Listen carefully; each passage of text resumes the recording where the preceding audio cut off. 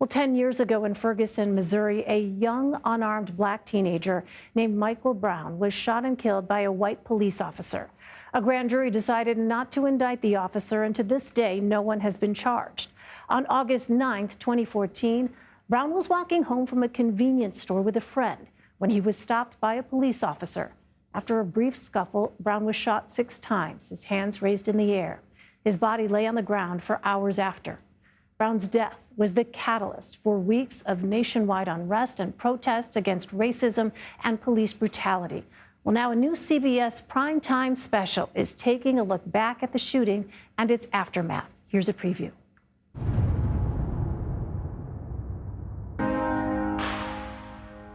Police are confirming a male subject was shot and killed by police. When he put his hands in the air and he started to get down, but the officer fired several more shots.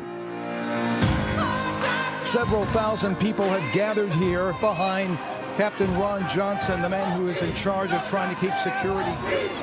We lost a young man, Michael Brown, in heartbreaking and tragic circumstances. He was 18 years old.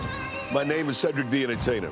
Ron Johnson and I both grew up near Ferguson, and we've been friends for decades. That's why Mike Brown's death and what followed hurt so deeply.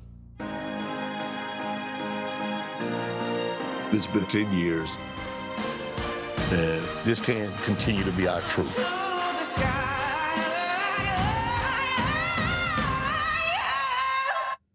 Well, earlier, my colleague Lindsay Reiser spoke with comedian and actor Cedric the Entertainer and retired Captain Ron Johnson, who, as you saw, are both featured in this special.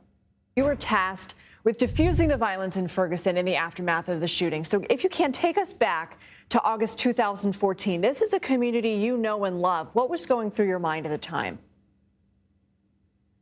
I could immediately see the pain that was there on the streets of Ferguson. I could see the frustration that was there because it is where I grew up. And I also saw people that I knew, people that I went to school with, people that I've gone to church with, people I've eaten dinner with. And so I had a personal commitment, not only as a policeman, but as a person outside of that uniform. And how could we bring peace? How could we heal? And I could tell you those early days, I didn't know how we could achieve that. Cedric, I want to bring you in. You have a personal connection to Ferguson. We saw just a short clip about that in the preview. If you can, go into that a little bit further and explain how Mike Brown's killing affected you. That area was an area where I grew up. The West Florence in the street where everything happened was a place where, again, Ron and I have been knowing each other since we were, young men, teenagers, and so that particular street, we knew restaurants there, people, places where you hang out. And so to see it on television in a state of a military occupation, people upset, throwing Molotov cocktails, it was something that was very, very real to me. Captain, as we reflect on 10 years since Mike Brown was killed, why is it important for us to reflect and remember this, not just today, but in the days, months, years to come? Because this is how we move forward. This is how we learn. This is how we get better. I think it shows us what compassion can do, what respect can do, and if we work together, what we can begin to achieve. And I think we've seen some small steps forward in our community in St. Louis, and we've also seen it across our nation. But there is so much work to be done. And I think this, remembering this is kind of where this movement started. And so we have to remember to move forward and learn. And it takes some courage from all of us to do that. Captain, you mentioned work left to be done. What work in your mind is there still to do? We still have to make a strong connection with community and policing, especially in our Black communities. We have to make sure we have the proper training for our law enforcement, but we also have to make sure we have the right hiring practices, because some individuals shouldn't be policing, and the training wouldn't matter.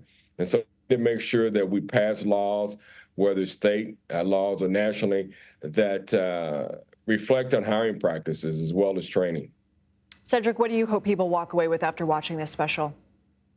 Yeah, the same. I mean, we're still dealing with so many of these incidents. Sonia Massey just recently. Yeah. I mean, this is something that we have to, again, recognize. We wanted to show that 10 years later, Michael Brown wasn't forgotten, that, this was one of the early incidents. We also wanted to show in this special that Captain Ron's leadership, in our opinion, of being the kind of person that led with compassion, understanding, and that at the same time respect on both sides. He was able to get the job done, to get people to move forward and get to a place of understanding and trying to get some real change done through recognition.